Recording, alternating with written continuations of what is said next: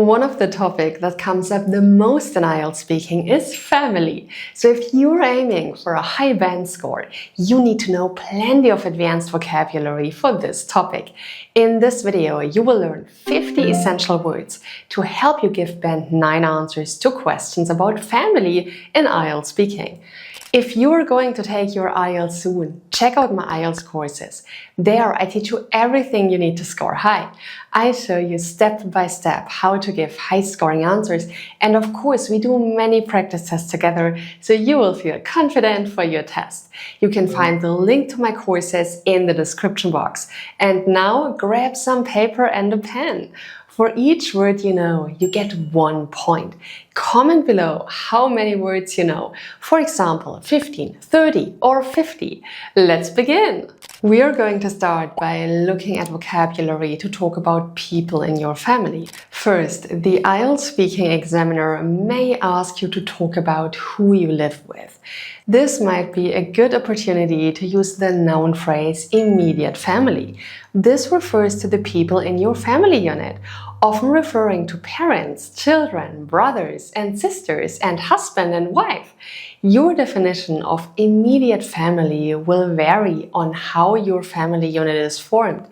For example, when I was at university, I lived with my course mates, but now I've moved back in with my immediate family. Word number 2 is the noun spouse. It refers to the person with whom you're in a romantic relationship with.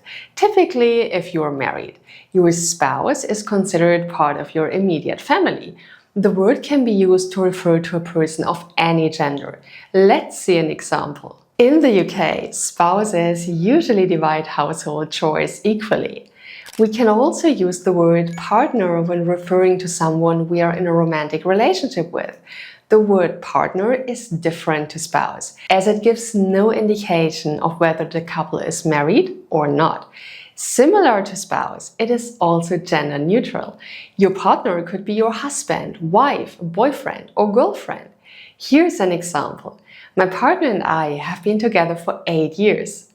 Word number 4 is sibling. This word means brother or sister. So you can say, I have 4 siblings.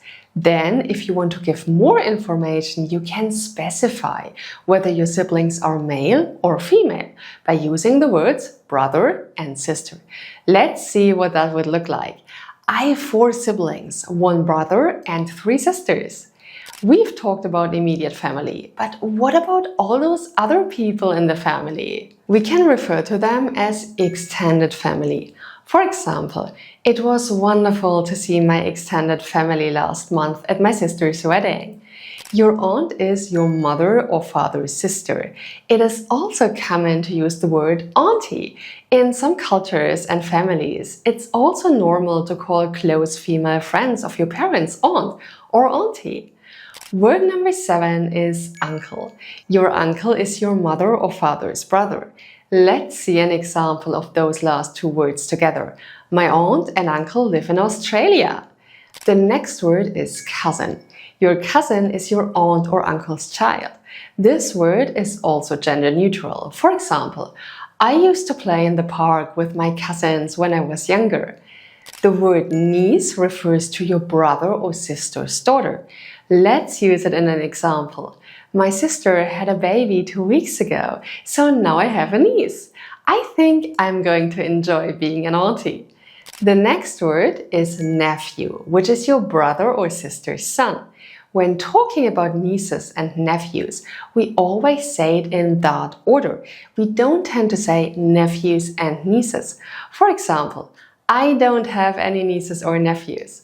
If you've ever met one of your great-grandparents, you're extremely lucky. This member of the family is your grandma or granddad's parent. We can specify by saying great-grandma or great-granddad. In English, we don't have specific words for the grandparents or great-grandparents on your mom's side of the family and other words for those on your dad's side of the family. However, if we want to be more specific, we can use the adjective maternal for your mom's side and paternal for your dad's side. For example, I spend a lot of time with my paternal grandparents because we live on the same street. This word refers to the family of your spouse. Typically, it refers to their parents, your mother-in-law and father-in-law. But the suffix in-law can be used with many family members to make it clear you're referring to your spouse's family. Here are a few examples. I have a great relationship with my in-laws. They treat me like their own son. I'm going to meet my sister-in-law for the first time tomorrow. The next word is step. In the context of family, this word can't be used alone, but instead should be used before other family members, such as stepmom, stepdad, stepson, stepdaughter, stepbrother, and stepsister. For example, if my parents got divorced when I was young, then a few years later, my father met another person and decided to marry them, that person would be my stepmom or stepdad. So, they're not my biological mom or dad, but my father's new partner. And if my father's new partner already has a child from their previous relationship, that child would be my stepbrother or stepsister. Here the word step indicates that they are now part of my family because of the spouse of one of my parents. We use this word with brother and sister to make half-brother and half-sister. However, unlike stepbrother and stepsister, half-brother and half-sister are related to me biologically. We share a parent. This is a really useful word which refers to any member of the family. It's very general and can be used for all genders. For example, some of my relatives are from India. If you don't have any brothers or sisters, you're an only child. Let's look at an example. Being an only child was great because I always got my parents' attention. We're going to move on to some common phrasal verbs now. Word number 17 is get on or along with someone. This is a fantastic and very common phrasal verb that means to have a good relationship with someone. Let's take a look at some examples. My brother and I don't get along. He has very different beliefs. I get on really well with my aunt and uncle. We spend a lot of time together. Another positive way to describe your relationship with someone is by using the phrasal verb look up to someone. This is a synonym of admire. We typically use it for a person who is older than us, as it suggests a type of admiration in which we want to become more like that person as we develop or grow older. For example, I've always looked up to my granddad. He's such a hardworking man. Using phrasal verbs is a great way to impress the IELTS examiner because they show that your English is very advanced. We often talk about similarities between our family members and ourselves, and the phrasal verb take after someone is perfect for this. It means that you are similar to someone else in your family, often someone older than you. It can be used to talk about physical similarities or similarities in character or behavior. Let's have a look at some examples. My son is quiet and calm. He takes after me for sure. With my blonde hair and blue eyes, I definitely take after my mom. Fall out with someone means to have an argument with someone, and usually you stop talking to them or being friendly with them. For example, I've never fallen out with my siblings, which is quite unusual. Most siblings I know argue a lot. By the way, if you want more videos about IELTS speaking, hit the like button and write yes in the comments. If you want me to talk about something else, tell me your video wish in the comments so I know what you would like to see on this channel. Now, let's check out 30 more words for talking about your family in IELTS speaking. The next phrasal verb is make up with someone. This verb is often used alongside the previous one, fall out with someone. This is because if you make up with someone, you end the disagreement that you had and become friendly with them again. Hopefully, you made up with the people you fell out with. We can also just say make up if the subject of the sentence includes both people involved in the argument. For example, Jenny and I had a big fight, but made up the next day.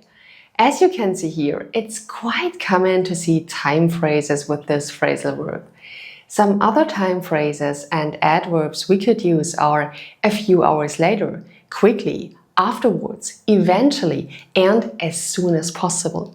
If you want to talk about parent-child relationships, the phrasal verb tell someone off is ideal.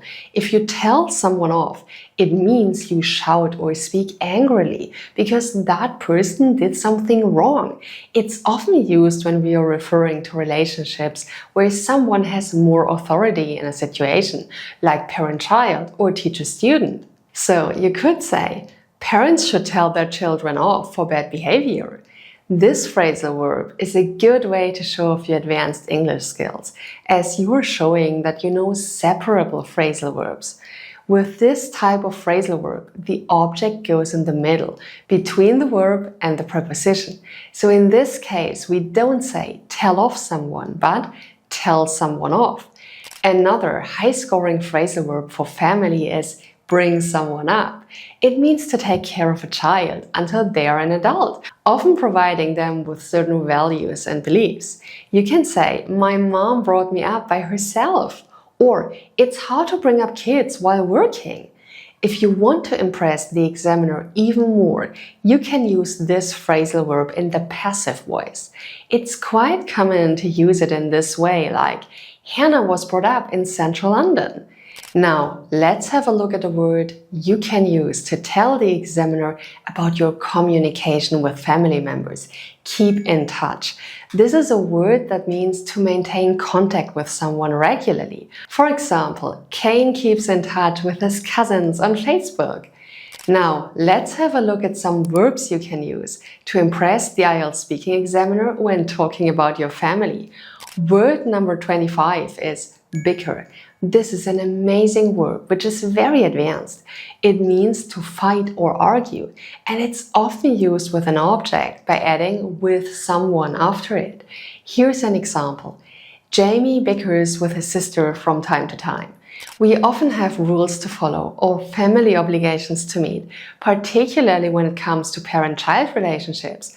Our parents usually tell us what's right and wrong and what we can and can't do.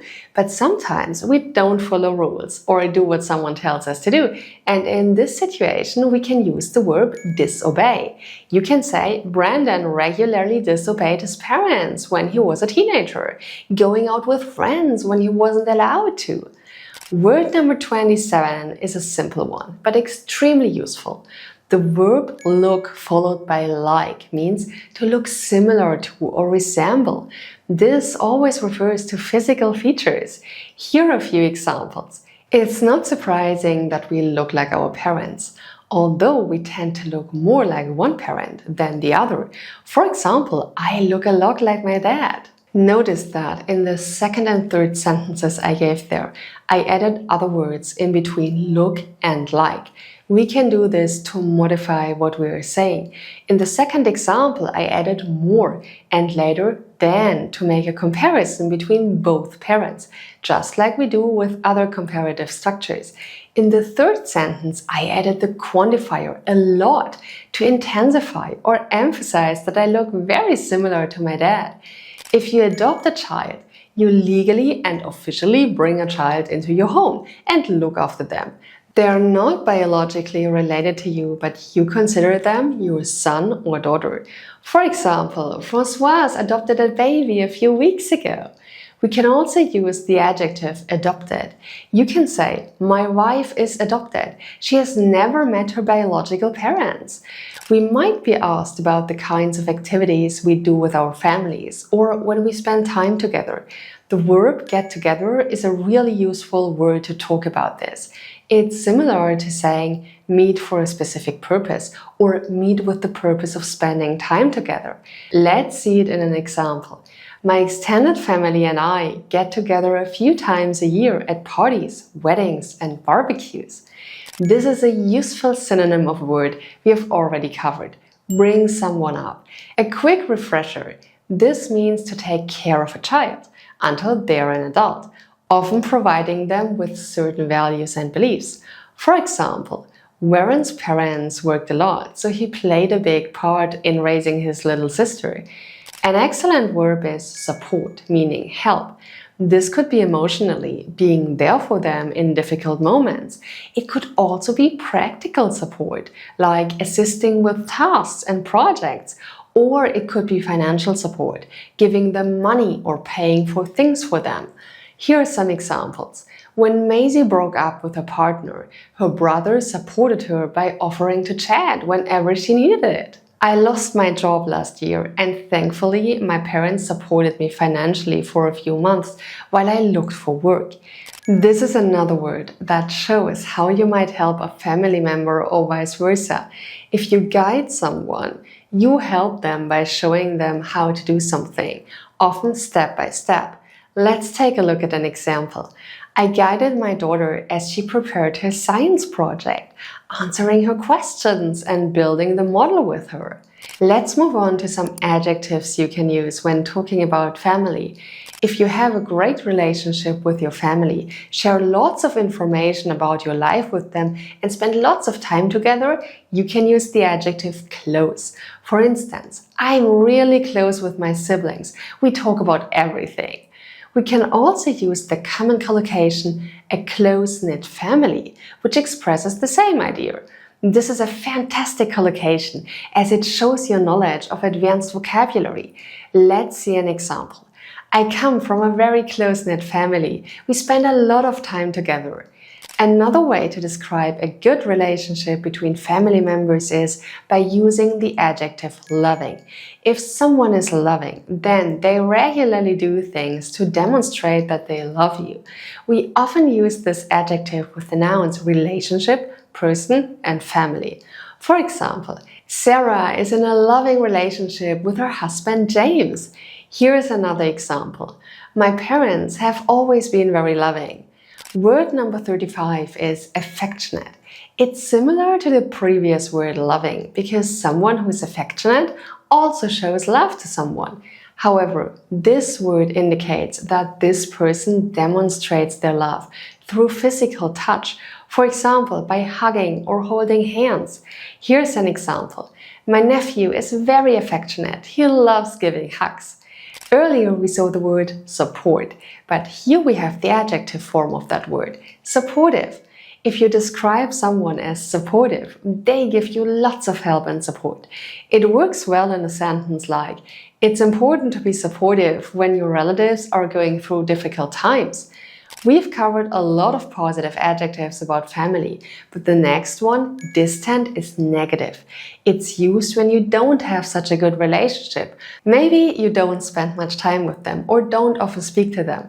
For example, my sister and I used to be close, but as we grow older, we are becoming more distant. Word number 38 is estranged. This is another word you would use for a negative family relationship.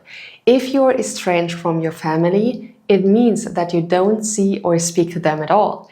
Notice that we use the preposition from after the adjective. Here's an example sentence. I've heard about some people who become estranged from their families because of hugely different opinions. We are going to move on to some nouns. We've already discussed nouns for specific family members, but these are for other concepts regarding family. One of these nouns is household. It's great for showing you are talking about the group of people you live with, which in many cases is your family. For example, you can say, we really value healthy eating in our household. As you can see, I've used the words in our before household. This is a common way to use household. I'm referring to the behaviors my family and I display. It's also possible to say in our house. Heritage is a fantastic abstract noun that refers to the origins of your family, our background, where we come from. Let's see an example. Marek was born in Poland, but his grandparents are of Moroccan heritage. Word number 41 is descendant. This word is awesome, particularly if you're asked a question about the future. This is because this word means someone in your family who is born after you. For instance, your child, grandchild, or great-grandchild.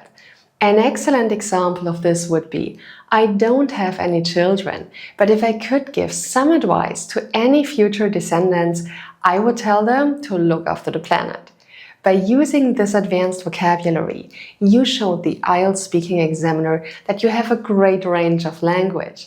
The next word, upbringing, refers to the environment and conditions in which a parent or carer brought you up. We often use this in conjunction with an adjective to describe what our upbringing was like. For example, I had a wonderful upbringing on the farm with my parents and 3 siblings.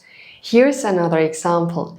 Despite Greta's difficult upbringing, she's a strong, emotionally intelligent person. Family gathering is another useful noun phrase, which refers to an event organized so that family members can meet and spend time together. This could be a special event like a birthday party, or a more casual one like a Saturday afternoon lunch at home, or a trip to the local cafe for coffee and cake. This noun phrase is frequently used with the verb go, like in the sentence, I went to a family gathering on Friday evening. It was lovely to see my extended family again. Word number 44 is ancestors. It's used to talk about people in your family from previous generations, from so long ago that we never met them. They were alive before us. An example of this word is, Norse found out that all her ancestors were actors, which may explain her love for the theater. Now, let's wrap up the list with some awesome idioms and expressions. These are sure to improve your band score if you use them right. Some people have family businesses and continue to run it when their parents and grandparents retire. It's also pretty common for people to do the same job as their parents or grandparents, often because their interest or inspiration came from them. When we do something that someone else in our family did before, we can use the idiom follow in someone's footsteps. It's often used when referring to jobs and careers. Here's an example. Lisa followed in her mother's footsteps by becoming a nurse. This means that Lisa's mother was also a nurse. If something runs in the family, it means that a lot of people in the family have it. It's often used with certain personality traits, skills, or even diseases. Let's take a look at some examples. Heart disease runs in the family.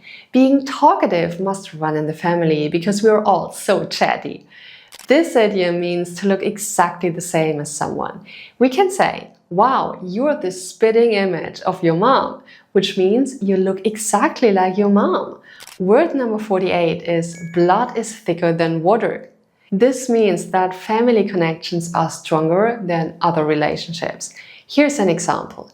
When their grandma got sick, the whole family forgot about their arguments because they understood that blood is thicker than water. The next word is family ties. This expression refers to bonds or connections within a family. Let's see an example. Despite living in different countries, their family ties are still strong and they keep in touch regularly. Word number 50 is flesh and blood. This is an idiom that refers to someone in your family related to you biologically. For example, Marta is my stepdaughter, but I love her as if she were my own flesh and blood. Notice how I added the words my own before flesh and blood. This is really common when using this idiom. Let's see another example. I couldn't believe my own flesh and blood could betray me like that. I'm so hurt that she lied to me. That's it. That's 50 advanced words you must know to talk about your family in IELTS speaking.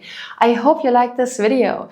Don't forget to like, subscribe to the channel and hit the bell icon so you're notified when the next video comes out.